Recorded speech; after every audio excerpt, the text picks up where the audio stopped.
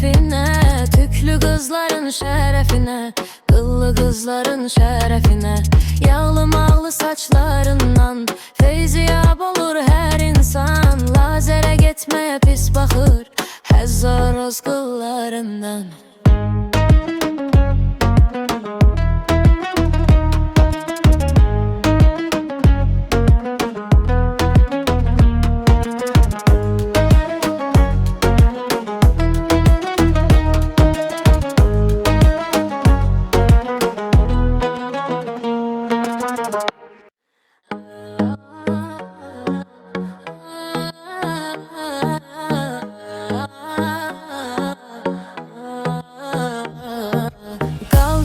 Çək badəni, bığlı qızların şərəfinə, tüklü qızların şərəfinə, qıllı qızların şərəfinə, yağlı mağlı saçlarından feyziyab olur hər insan. Lazərə getməyə pis baxır həzzaroz qıllarından.